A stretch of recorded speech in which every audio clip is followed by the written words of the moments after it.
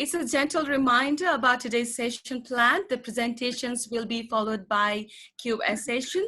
So if you have any questions for any specific presentations, please note them before they get out of mind by the end of all the presentations.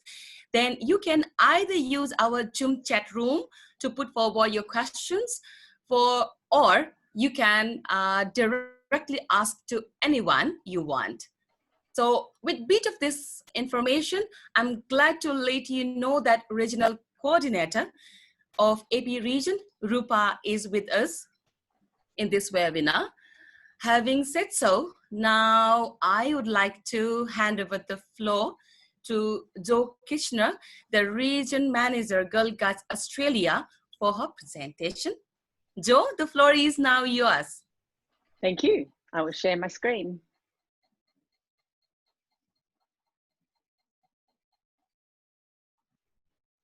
Okay. Hi, my name's Jo Kitchener, and I'm very excited to share with you some of the experiences from Australia of guiding in the current environment. I'm a guide leader of girls aged 12 to 14 in the Northern Sydney region of New South Wales. I'm the region manager and also a trainer. I'm passionate about guiding and the skills and opportunities it gives girls, and I'm so pleased that we have continued guiding to our girls in these strange times.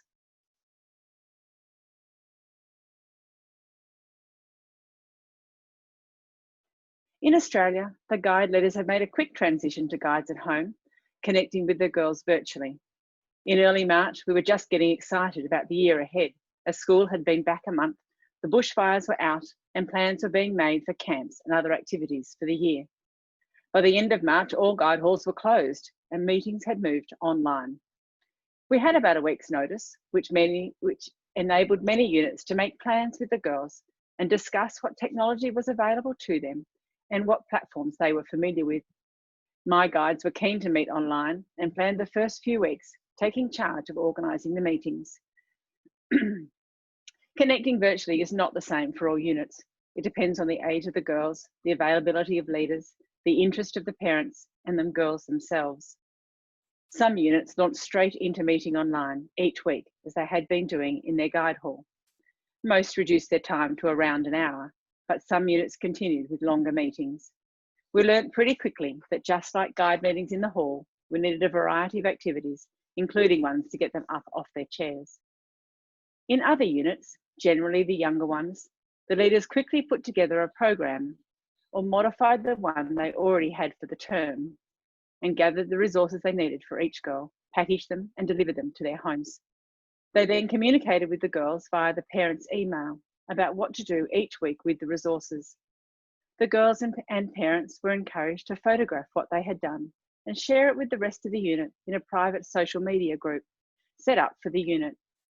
Some of these units met online, but for a shorter time, just to say hello and check in, perhaps share what they'd done on their activities during the week. Email was also used to communicate challenges to the girls to do in their own time, if the unit or girls were not able to meet online, either due to lack of access to a device or time constraints of the leaders or parents concerned about too much screen time, with schools going online too. Like many, we created a 3-month challenge with a badge for the girls to work towards. A vast array of online resources has been discovered by the girls and leaders as they search for new and exciting program ideas for their weekly meetings. The sharing of ideas has been one of the most wonderful things to come out of this forced guides at home. Daily, there are posts on the Girl Guide Program Ideas Facebook page with new discoveries and how things have worked in the guide unit. I love reading our region page, the activities the girls have been up to, and the encouragement for others to try them too. This is truly the spirit of guiding. Now I want to share with you some specifics about that technology being used to connect with the girls. We have found in our region that the conferencing platforms Zoom and Teams provide good options to meet together as a unit. Zoom has been preferred by many for a number of reasons. Primarily, it is possible to see the whole unit on one screen. The girls like to be able to see each other, and from a leader's perspective, I can see if they're engaged with each other and what they're up to, as long as they have their camera on. In Zoom, others can share their screen, which can be very helpful when the girls are running part of the meeting. It also has breakout rooms, which can be created for the girls to do activities in their patrols during the meeting. Teams has also been used. As the number of images is restricted, it's not as inclusive. However, it does encourage contribution from each girl so that their image appears on the screen. It has similar screen share capabilities, but is probably more suited to adult meetings and small groups. Both these platforms are available offline and online and as a downloadable app for the device. This makes it versatile for the girls to have on whichever device is available to them. There are others such as GoToMeeting and Skype, but Zoom has been the most popular. Connecting virtually with the girls has also included the use of collaboration, storage, and sharing programs. Google Classroom is commonly used in schools, so the girls are familiar with how it works. It's also available as an app for the phone, so easy for the girls to access. The girls can all meet in a classroom at the same time and work on a shared document, such as putting together the program for the term. Girls who are not able to join at this time are still able to access the classroom when convenient and contribute to what's being produced. Google Classroom is also a great place for storing resources for the girls, such as the term programs or progress work for badges. Some of our senior guide units have a Google Classroom with classwork for different peak achievement awards. In the classroom, assignments can be created, such as the first aid certificate, and each girl is assigned the task. So she has a folder that she can use to upload her first aid certificate when it's completed. Forms can be created for girls to keep track of activities they've done towards badges. The leaders or girls can post useful resources on various topics, such as the registration form for the Queen's Guide Award or leave no trace tips for bushwalking, and everyone can access them. Other units have used Google Classroom when brainstorming for the term program as a unit, or for the girls to do a patrol discussion of program ideas for future meetings. It can also be used for patrol leaders' meetings to work on putting the program together, drawing on the ideas gathered from others in the unit during the brainstorming activities. Dropbox is a handy place for storing and sharing of resources. Many units use it for term programs, as a particular folder can be shared with parents. Leaders also use it to store resources, records, and information, which can be shared among the leadership group rather than sending things by email. It can be updated online with everyone accessing the most up-to-date information. It can also be useful for parents to upload photos of the work the girls have been doing at home, with the girls at home activities, so the leaders can see them. Google Drive has similar capabilities to Dropbox for storing and sharing information. In order to provide a space where the leaders can share, In order to provide a space where leaders can share with the parents what the girls are doing, and for the parents and the girls to share with each other, the leaders have created a private online space, such as Blogger, Instagram, or closed Facebook groups. So they're set up just for the immediate unit members. This has been particularly important with the younger girls who are dependent on their parents for access to social media and technology, and are often not participating in full online meetings. It gives the opportunity for girls to see what the other guides have been doing when they're not working on a project together on Zoom. The need for frequent communication with the girls and parents has become important in the time of guides at home. Giving details about joining an online meeting or sharing activities, ensuring connections are maintained and all girls are included requires a variety of methods. Email is being used to send out messages and links and resources, but it's quite overloaded, and many are finding that instant message apps are more likely to get the message across and are using WhatsApp, Facebook Messenger, text, and Team app and others, particularly for reminders and codes for Zoom meetings.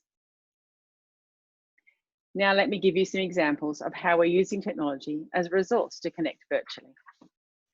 The variety of activities that can be done in an online meeting is astounding. I think leaders are finding new sources of ideas and developing new skills, which will be great for the future, as well as guides at home. Cooking is always a favourite activity of guides, and while online, it is no less fun, and the leaders don't have to supervise the cleaning up. My girls cooked damper a couple of weeks ago, a flour and water dough twisted on a thick stick and held over the campfire to cook. I filled mine with golden syrup, and it was delicious. Our guides have also cooked biscuits for Mother's Day and decorated cupcakes. Some groups have had girls looking up their own recipe, others taking the girls through the steps in an online meeting.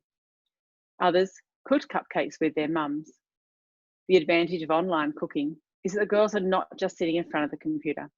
They chat with each other and the leaders while doing the activity and enjoy the connections.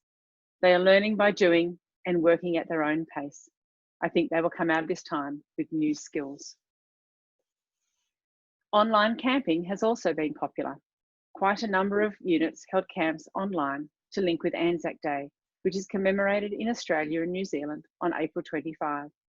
Many groups met online with the girls in the morning before to discuss the plans for the day and the emailed activities. The girls then worked on activities during the day, connecting a few specific times to see what each had been up to. It was a great way to incorporate outdoor activities into the program, as the girls were left to work on the activity, such as building a gadget, at their own pace. And then on the Zoom call, they could show everyone what they had made.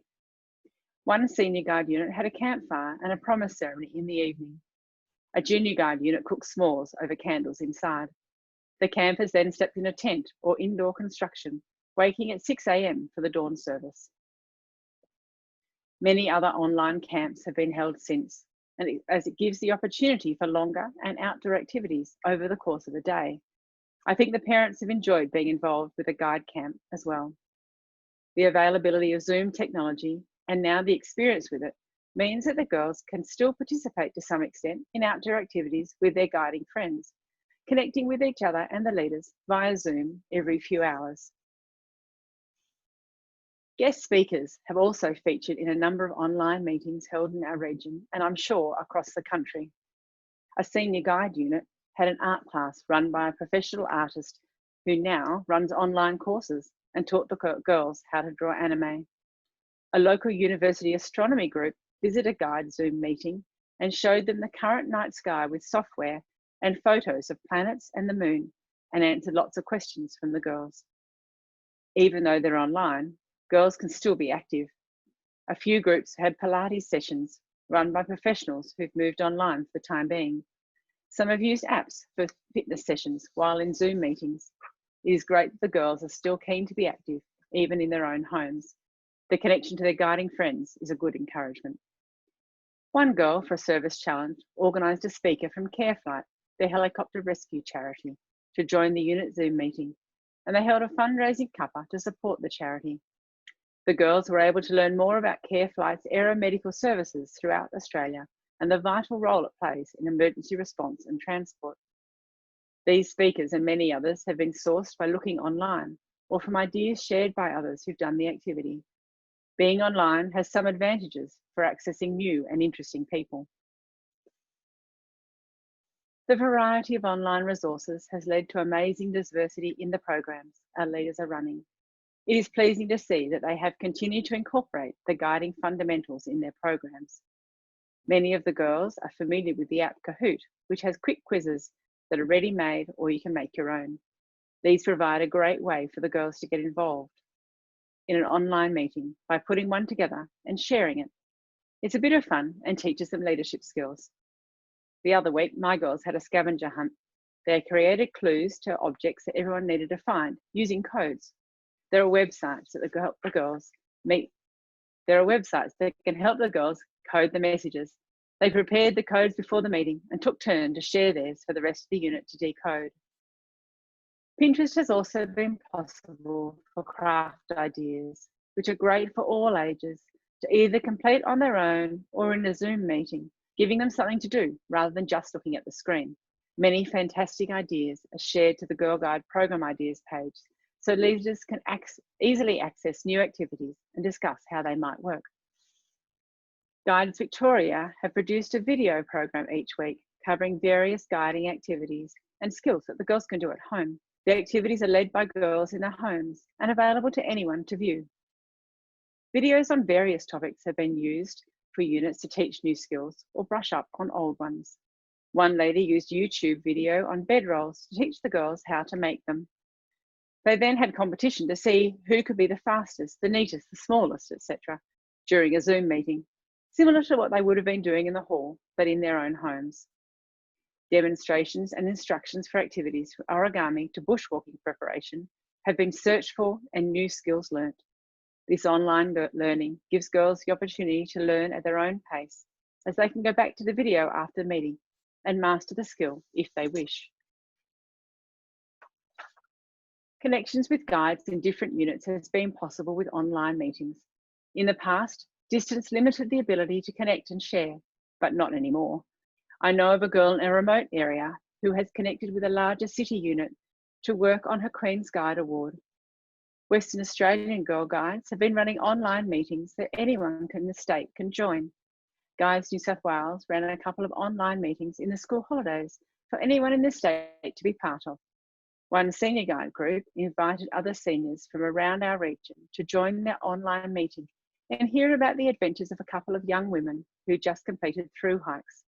One the length of New Zealand for 150 days and the other the Great Himalayan Trail, 100 days of hiking at altitude, making it further than any other Aussie team. So great that online meetings give opportunities like this to inspire even more girls to challenge themselves. International connections are also easier with the use of online meetings. A number of groups have invited guides from other countries to join in, and many guides joined in the special Joji, talking with guides and scouts from around the world. Connecting virtually has opened up a whole new world of possibilities, and much of the knowledge and skills gained during guides at home will be valuable when we return to face-to-face guiding in the future. Thank you.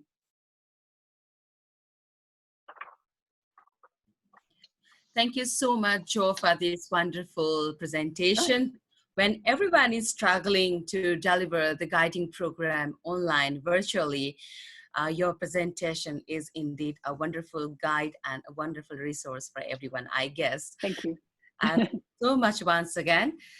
Now this is time to invite another presenter, and she is Sophie Harland, the Program Development Manager, Girl Guiding New Zealand.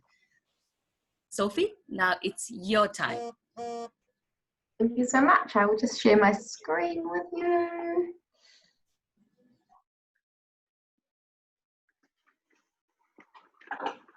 Hopefully you can all see my screen okay.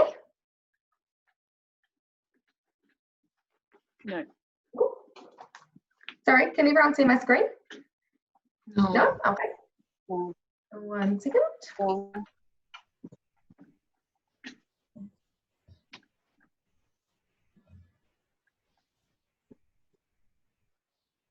Now?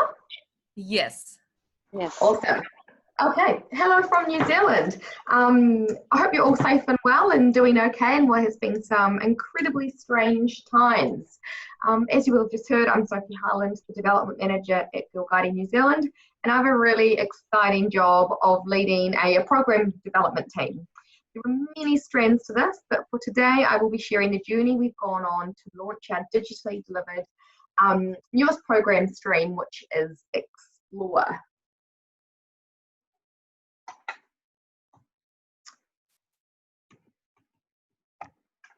Okie dokie. So Explore is our enhanced response to a distance delivery model known as loans in many countries. It was identified there was an opportunity to add some value and grow this market with a modern and flexible option. The program is built as a growth tool and as a way to cater to increasingly busy family lives and drive membership for both leaders and girls.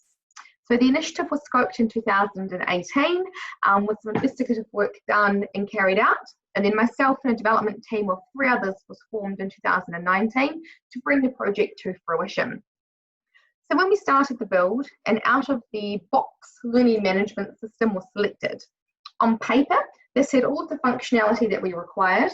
However, when we tested user flows and activities and got some PIP-aged children actually using the system, it became very apparent that this wasn't intuitive enough and it wasn't a very good user experience for girls of that age. So we did a proof of concept project to see if we could hack that system to align it to what we needed, but ultimately it was decided to move into a new direction. So I'll refer to this as the second phase. And at a governance level, we decided to invest in an online learning environment that was customizable and able to be matured as an organisational asset. This did incur higher development costs, but it meant we were able to customise the user experience for the girl and also tie the platform to payment gateways, database systems, and actually automate a level of efficiency there. So we really wanted to make sure this was a scalable and sustainable model of guiding for us. 2019 was spent in building the program with market testing, lots of pivoting to meet organisational targets and different user groups, and building up a website infrastructure. We also needed to take our leaders on a journey with us. There was some initial hesitancy from our leader base when they thought we would perhaps be encouraging an online game as opposed to the value that in-person guiding could deliver. But we were very purposeful in our build approach. We did not want to build a game. We want to build an online delivery platform that was true to the ethos of guiding and encouraged girls to have experiences in the real world, interact with their communities, and learn by doing. So we've done a question and answer session with our leaders and alumni since we've launched and sort of brought them on that journey with us. And the response has been really, really positive, which has been wonderful. So with a very exciting start to the new year, in 2020, we launched with our Pippins Explore in January. So how have we used it in response to COVID-19? Well, here in New Zealand, we're making our way out of a nationwide lockdown. During this time at Guiding, we needed to enact some very quick strategies to ensure that Guiding was able to continue, albeit with a new face on it. So one of the actions was to fast track the release of Explore Brownies by 2 months. So we went all hands to the pump, had to very quickly pivot, and actually ended up launching on the 20th of April. So this has allowed us an online and flexible option to offer new members in a time when membership growth became very difficult. So as at today, across the 2 programs of Explore, we have welcomed 231 girls, which is really exciting. Now, we also made the platform available to our classic units so that leaders could use this to help with their delivery. So this was not how the tool had originally been built, but it was a solution we were able to quickly action to help us navigate the COVID-19 landscape. It's proved really popular, and the uptake from our leaders has been really positive and really strong, which is awesome. In addition to this, to assist with the longer term growth and to get our customers interacting with the new way of guiding, our national board made the decision to make the Explore program 0 fees for all of 2020. So this was a really bold move, and it's a great way in which we're able to test our product and market, get some new people using it, encourage a different type of interaction with guiding, and really make sure that our message is out there in the marketplace. So I could honestly talk about this for hours, but I'm not going to do that to you. I thought you might like to actually see what the platform looks like and do a little bit of a demo so you can get an idea of how the product works. So let me share my screen with you.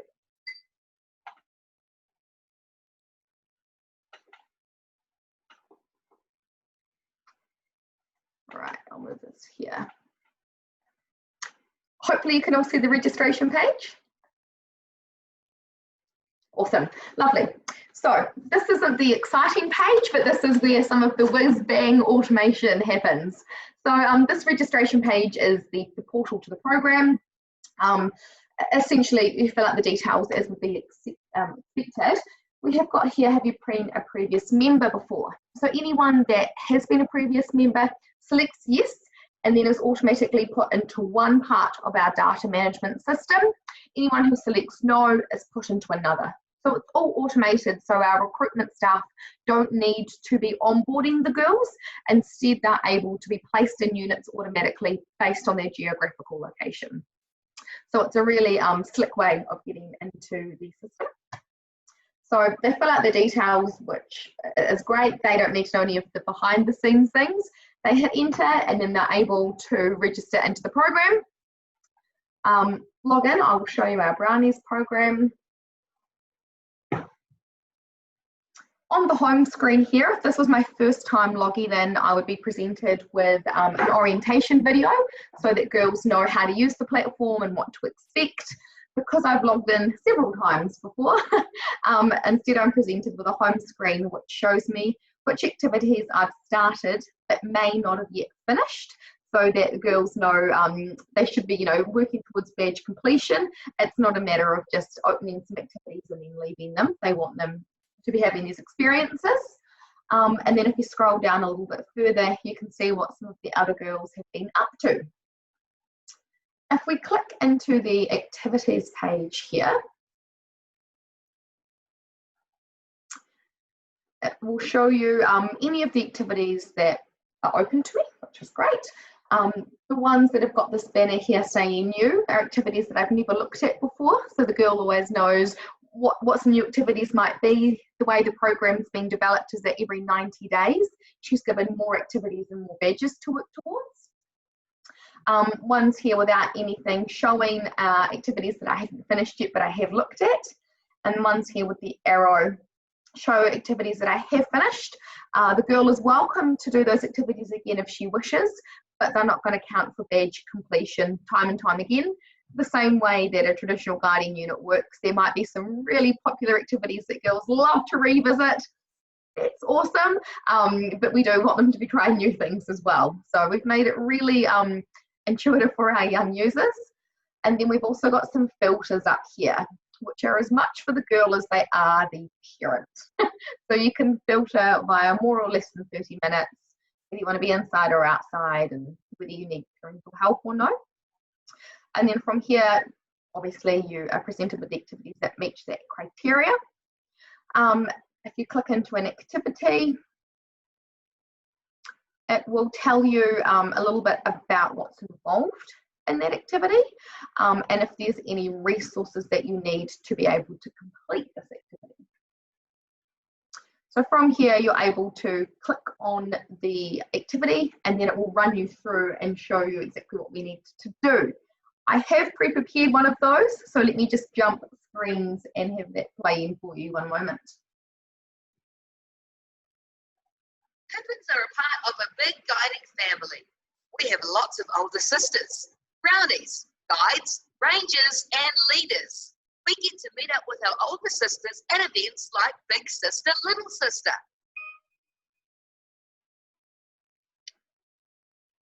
As we get older, we join the older girls. Click and drag the uniforms over to me to help me try them on and see what I look like as a brownie, guide, ranger, or leader. Once I'm 7, I can join brownies and wear a t-shirt with the sun on it.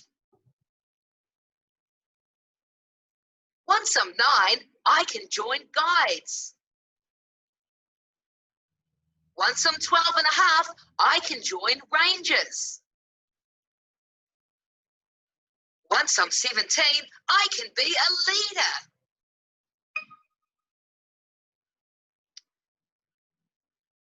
We have guiding sisters all over the world in places like Australia, India, Switzerland, and Africa. Switzerland has lots of mountains, and in winter, our sisters get to play in thick white snow. Let's build a snowman like our Swiss guiding sisters do. You will need 2 cups of baking soda, half a cup of vinegar, half a cup of water, peppercorns, ribbon, a spoon, an eyedropper, and a plastic container. When you're ready, click the next number or click the blue download button for an instruction sheet.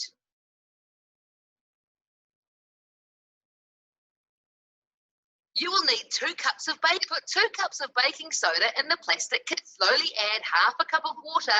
Build a snowman from the dough. Use the eyedropper to squirt half a cup of vinegar onto your snowman to melt him. What's happening? The vinegar reacts with the baking soda to make fizzy gas bubbles. Show or tell your Pippin leader about your snowman. To show them now, click the pink button. To show them later, click the blue button. So that was just an oversight of one of the activities. As you will see, we do need to have a digital interaction to have a purpose for being on the platform, but the call to action is in the real world. So they're going away and learning and doing and interacting. What would happen here if I had continued to film myself would be if I hit typed up a message or uploaded a photo or a video and hit enter, I would be presented with a hooray animation, and it's very exciting and the wee ones love it. Parents maybe not so much, but that's okay. And then you're able to continue on and do whatever activities it is that the girl would want to. So what happens from the leader perspective from there is leaders are able to be based anywhere in the country, but we do base our girls geographically so that they're able to be invited to events and things. So they still can be connected to that wider guiding family, even if they are opting to do digital guiding at home.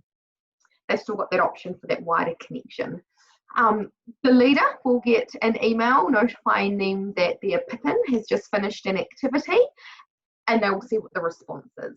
So we encourage leaders perhaps once a week, more if they're able, but at least once a week, to go back to their girls and encourage them and celebrate whatever achievement it is they've done, mark off their badge progress, and still help lead them on their guiding journey. So the leader role in this is still really critical. It's at the centre of how the program's being built, but rather than the leader having to facilitate the activities, the girl's able to select whatever it is she would like to do, and from there the leader helps her on her journey, helps suggest what activities she might like to do next, and really affirms what it is she's done within the programming. So that is like a million-mile-an-hour overview of what the Explore platform looks like. I am aware that time is quite tight today. We've got 15 minutes each, but we do have Q&A time at the end. So I'll pass back to our last presenter and then take any questions then if there are any. Thank you so much, Sophie. That was awesome presentation. It was full of muscles of digital guiding. Thank you once again. The last presenter for today's webinar is from Singapore. She is Jasmine Cheong, the Senior Trainer, Girl Guides Singapore. Singapore successfully held the first ever virtual annual general meeting. So it's been a question, or it's been a matter of learning for many people, like how this happened, because many MOs have been postponing their events. So how these kind of programs can be taken online. Singapore has done it successfully. So we want Singapore to share how they did it and how can that be replicated in other MOs as well. So I welcome Jasmine Cheong for the presentation. Over to you. Thank you, Maya. So hi everyone, this is Jasmine from Girl Guide Singapore. So I will be sharing, can you all see my screen? Yeah? Okay, great. So I will be sharing about how we recently had our annual general meeting online, and and how did we actually go about doing the governance component online as well. Okay, so the first introduction that I have for you is that we, Girl Guide Singapore, successfully managed to actually conduct our first virtual annual general meeting on the 16th of May 2020, and with over 380 adult leaders together with us. Okay, so before I go on, I would also like to thank my two colleagues who are here with us today from Girl Guide Singapore, because they were very important in the entire AGM process, Manting and Cindy, who are here. Yep. So according to our Girl Guide Singapore Constitution, we had to make sure that we conduct our AGM in May, partly because we had changes to be made to the Constitution, and we required voting from the members actually. So what is happening in most countries, we have what we call the circuit breaker which is equivalent to the lockdown in many countries that was happening during the last 2 months. So everyone had to stay at home and we had to work from home, and you could only leave home for essential services. So you can imagine our shock as a MO of, oh no, now we have to continue to do our AGM, but how are we going to do it? So some of the considerations that we had before we could actually host the AGM was to look at who was our target audience, the voting platform that we wanted to use, and also the virtual platform that we are using. So these are some of the considerations that I would like to invite all MOs to consider before you conduct your own AGM in your own country. Okay. So for us, our target audience as Girl Guides Singapore is actually a school-based MO. Our target audience, most of our adult leaders are actually school teachers. So that takes up about 80 to 90% of them are actually school leaders. And 20% of our adult leaders are maybe volunteers, with about 5% or less being in the Trefoil Guild, which is considered the alumni. And they tend to be at least about 60 years and above. So with that, we had to keep that in mind to make sure that the AGM is also accessible to this group of people as well. So when choosing the platform, we decided to toggle and decide between Google Meet and Zoom. And we decided on Zoom because it was something that most of our adult leaders are already familiar with. And last but not least, the trickiest part about the entire AGM was actually the voting component actually. So what we did was that instead of getting our members to vote during the AGM itself, as we previously did, we actually sent them an email about 3 weeks in advance, and they had two options. They could choose to download a PDF and then make a call back to our HQ staff and let them know what are their choices for voting, or they could actually fill up the Google form for those who are more competent in using technology. So the voting information was actually sent out about 3 weeks in advance. All our members, adult members, could choose to vote whether were they for, against, or abstaining the vote. And the deadline for submission was actually 2 days before our AGM. Votes that came in after the deadline were actually considered as abstain. And the voting results had to reflect the people who were present during the AGM itself, and also their votes for each of the 3 changes that we were proposing. Okay, so this is a sample of what we were supposed to show during the AGM itself. Okay, so we had it in a pie chart format where most of the people voted green in favor for, and a small percentage was against, and then a small percentage was abstaining their vote. Okay, so you can see the percentage in blue that was supposed to reflect the actual number as reflected during the AGM process itself. So other preparations that we had to do was to make sure that we could help those members who had no prior experience with Zoom to be familiar with Zoom. So the staff also had to prepare Zoom instructions to be sent out to all members, okay, and also calling and reminding all the members to vote. So it was quite a tedious process in itself. And we had to train our volunteers to help us with the actual attendance taking before the start of the AGM, because we had to make sure that we reach a number of people before we can start our AGM. Okay. We also had to have a lot of rehearsals with our speakers and the staff team to make sure that the flow of the AGM is smooth, and toggling and transitions between screens to screens, showing different screens and all this also takes some time to get used to as well. And stable internet connections, because some of us are working from home and our internet connections wasn't very strong.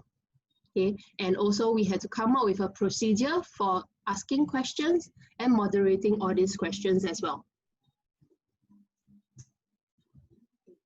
So trying to admit 300 over people to a Zoom call and making sure that no one else has decided to come and just join our AGM, someone who is not our member, was quite a challenge itself.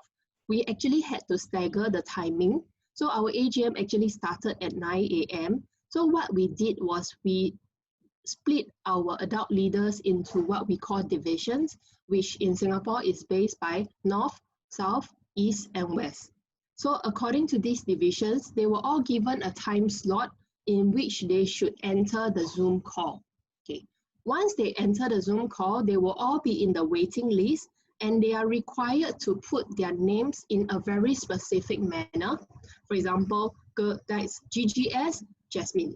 So we will check it against our attendance with the support team on the Google Sheet. We will actually need to mark yes, Y for yes, and N for no for the attendance. Okay, this is because we actually need to make sure that the attendance of these people are reflected, and the votes that they have submitted is also reflected in order for us to share with the rest of the adult leaders during the AGM itself. Okay, so my colleague has designed the formulas to be put into the Google Sheet to actually help us to calculate the percentage of the overall votes. So this was the part that was quite tricky, and during the AGM itself, we did have a few errors that were quite nerve-wracking. Okay, so one of which was halfway through, one of my colleagues who's here, she actually called me and said that, oh no, the formula is not working. I cannot calculate the percentage. So you can imagine that everyone was panicking quite a little bit, because we were supposed to be showing the figures to over 300 members pretty soon. So, but I think she managed to work something out. And midway through the Zoom call as well, I think it was about an hour into the Zoom call, we were all kicked out of the Zoom call. Like every 300 over people were just suddenly kicked out of the Zoom call, and our host was panicking because she had to let everyone in except everyone into the Zoom call. And we were concerned about security because we had our president of our organization with us, and we were concerned about security issues as well, that people who are not supposed to be there were there. So the support team had to check through the 300 over names to make sure that everyone is familiar to us, and we did not let some random stranger into our Zoom call as well. So the AGM took 1 hour and 40 minutes, which I think was a bit long, before we actually said goodbye and welcomed the new council and executive council members to join us for the rest of the year. Okay, so some of the lessons that we learned during this period is, despite all the hours that we actually put in, things will actually still go wrong. Okay, so some of the things that we did not predict for or that went wrong, well, I'll share it here so that other MOs, you can take this as some lessons for you to prepare. So there was a lot of time that was spent on the Q&A questions, and that was, a lot of people were getting very disengaged by then. And for a meeting of 1 hour and 40 minutes where people were not really talking, it was a very, it's like a webinar where you are just listening. It's something that will disengage people quite quickly. So people were complaining at the site about, having to sit too long and all this kind of things. And midway through our presentation, the technology was lagging. So the person who was clicking the slides was not able to react as quickly because her technology was lagging. And the person speaking was actually on the other end waiting for the slide to be clicked. Okay. So despite all this, I think it was a very good experience for the organization. And if you ask me if Girl Guides Singapore will want to do this again, technically I'll tell you that we will still prefer to do a face-to-face AGM.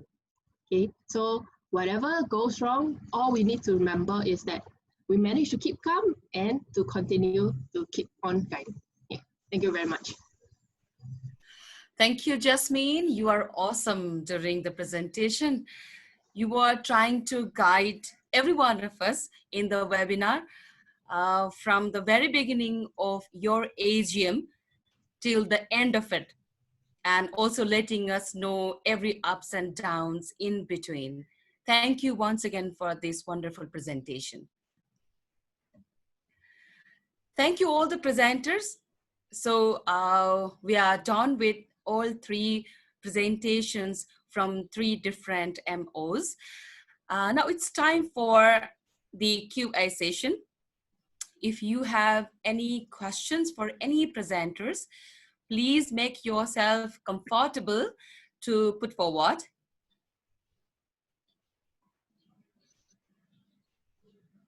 The floor is open for every one of you.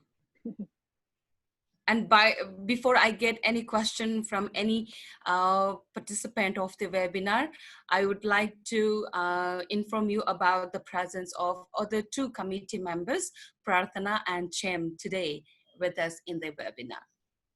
So it's time for you to come forward with your questions.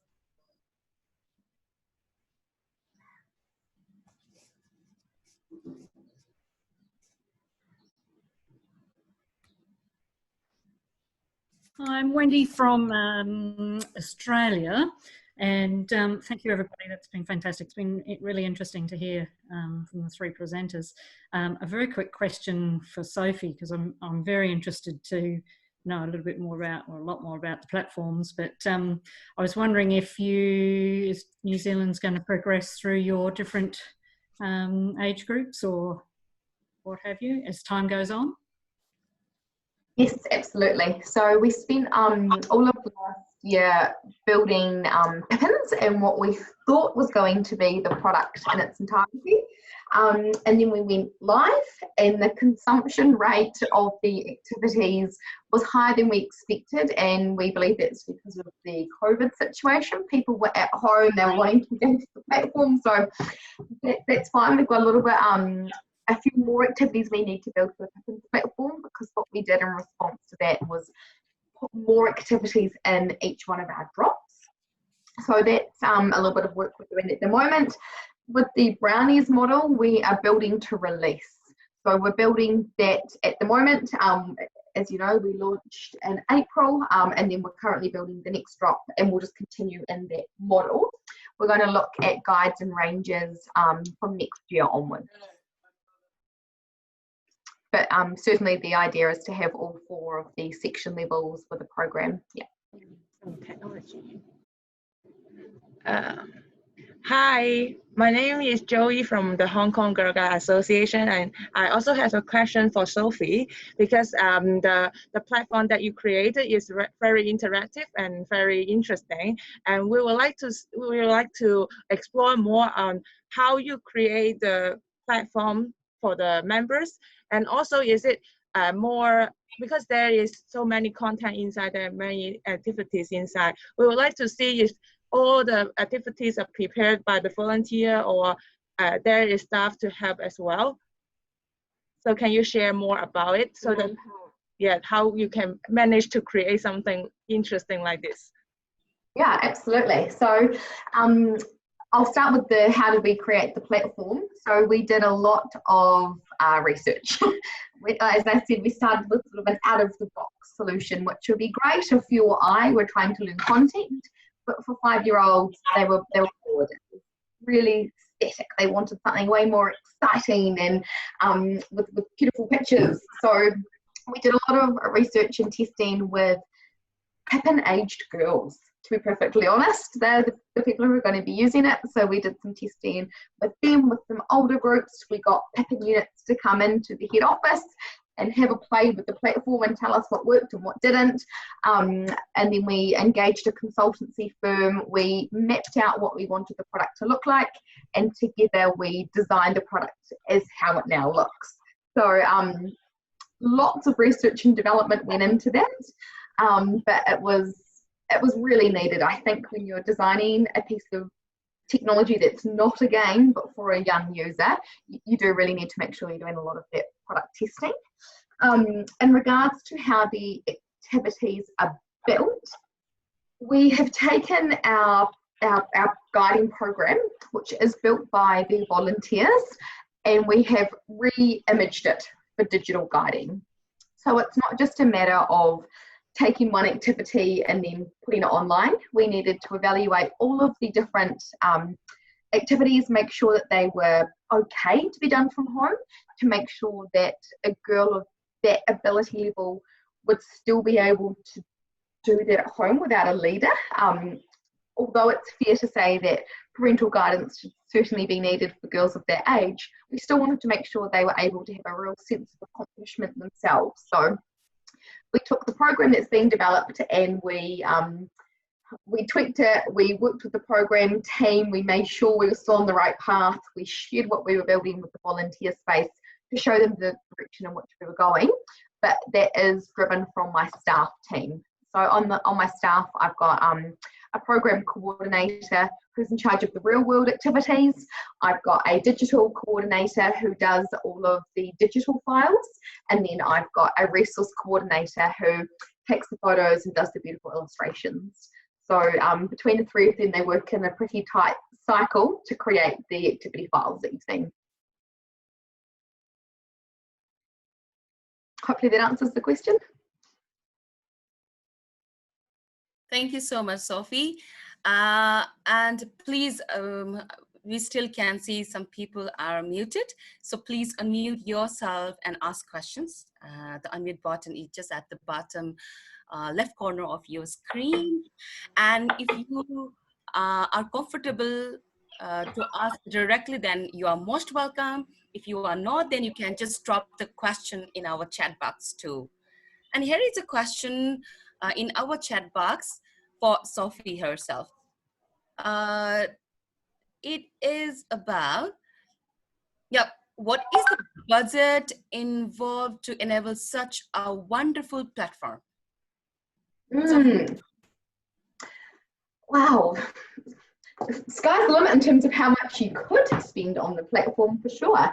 But, what we've been doing is building to a minimum viable product. So we want to make sure that what we are building is actually what the market wants. So we've started off with the product that you've seen, and then we've got some grandiose plans for where we could take it in the future. But where we're at the moment, we have a budget of around 15,000 to spend here, and that has been on automating a lot of processes, making a few enhancements, and having the brownies page up and running, and sort of capital, and then obviously staff time as well. And then last year we would have spent approximately the same. We do obviously need to make sure that we've got a really strong return on investment. So there's been a lot of scoping and work done for what that looks like for us and what membership numbers we would want to hit. Before we sort of go any deeper, there's a lot of stuff that we can do with the platform. And I work really closely with a local graduate ICT school who are doing some proof of concept work for us for free, which is wonderful. So they're able to get stuck into some projects and see what it looks like, and we're able to test the water with doing some new developments without having to pay for them to be done outright. And then I see here, did your MO fund the platform through our own budget? Yes, we did fund the platform through our own budget, but we are really open to strategic partnerships and funding opportunities. That's something that is very much on our focus and in the horizon for where we would like to take the platform, and think it represents quite a good funding opportunity for businesses because it's something a little bit different. So certainly something that we are going to pursue, absolutely.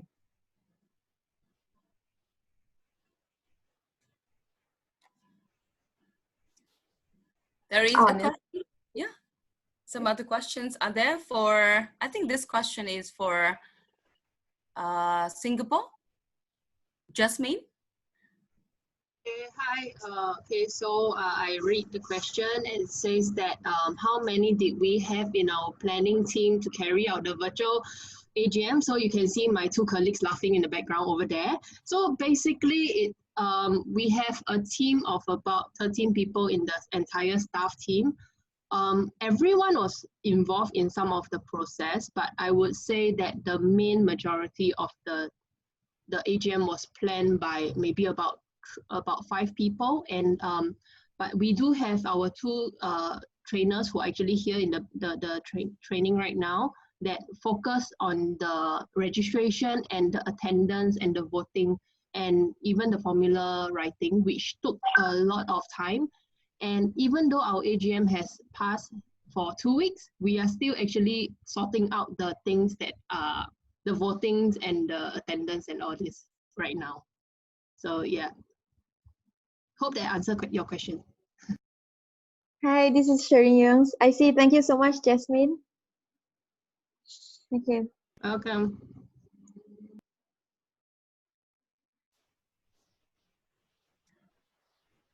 Any more questions? Hello, I'm from Bangladesh, Amina. A warm greetings to all and thank you to all the presenters. I have a question. Can everyone hear me?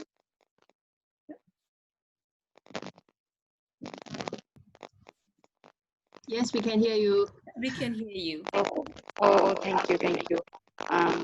In Bangladesh, we have a common problem. Most of our members or guides and rangers are out of access of internet, and they are not more likely to use the digitalization platform. So, how we can engage or encourage them to use internet or this digital world or these digital ideas?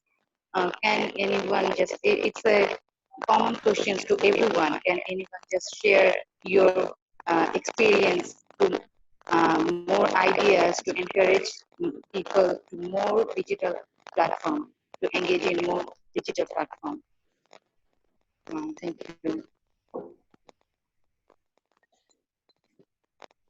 So what is it that is holding them up from engaging in the digital platform? Is it lack of access, or is it not being familiar? Okay, there is lack of access in some reasons, and there is they are not interested. Most of our young leaders or more senior members or our remote areas guides, yellow birds, they are not interested in digital platform. Are the girls using digital things at school? So are the girls familiar with the digital platforms? Yes. Yeah, so perhaps it needs to come from the girls so that the girls are interested in the online things, and it can be simple tasks that perhaps the leaders can engage the girls with. So they don't need to know everything. They could ask the girls about it. The Kahoot quizzes that my girls run, I learned about Kahoots from the girls. So they're often familiar with things, and perhaps they can teach their leaders some activities they can do online.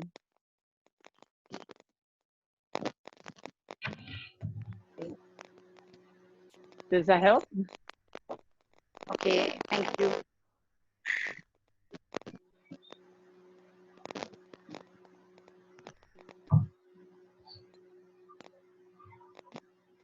Yes, I think often we can learn a lot from the girls. Yes. And we will try. Thank you a lot.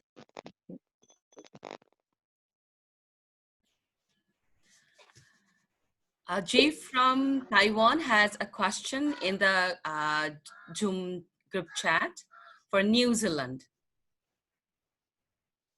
Yeah, I can see there's a chat here from the Cook Islands and from Taiwan asking a similar question. And yeah, look, I'm really happy to connect with any MOs who would like to do a bit of a show and tell, talk about the platform in some more detail and the development that went in to get us to where we are today. Really happy to share some logins. I think it's great to have an organisation like this where we're able to all connect and share ideas. So I'm really happy to connect with anyone who would like to know a little bit more about the platform and share it with you in some more detail. potentially as a follow-up to the participants on this call, if I was able to maybe share my contact details, would that be the best way of getting information out there?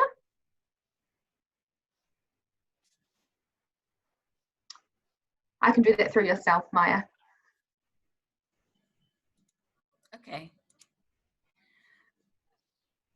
Did I miss anything? I think I missed something important when you were saying.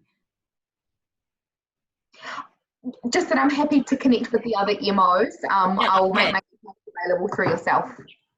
Yeah, thank you so much. And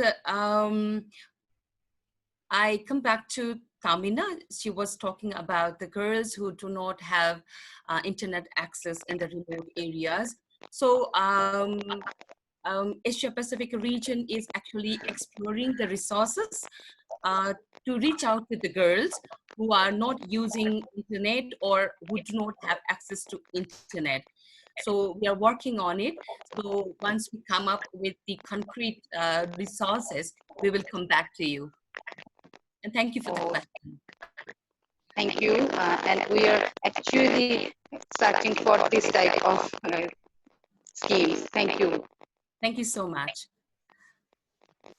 Any more questions? I see there was one that I've actually missed, sorry, in the chat around calculating how many girls participate in the Explore program. So we're able to run reports from how the platform is set up. And if I go back to the automation that I mentioned before, is that our program is tied to a payment gateway. So when someone registers, they're automatically put in our database system, so we're able to track the numbers. And if someone decides to leave the program or they don't pay, the girl member status is set to inactive. So we're able to track numbers really easily in that way. And then in the back end of the system, we can see which activities have been the most popular. So we're able to have a look and know how many girls we've got in the program at any one time and what those sort of behaviours are for what the most popular activities are.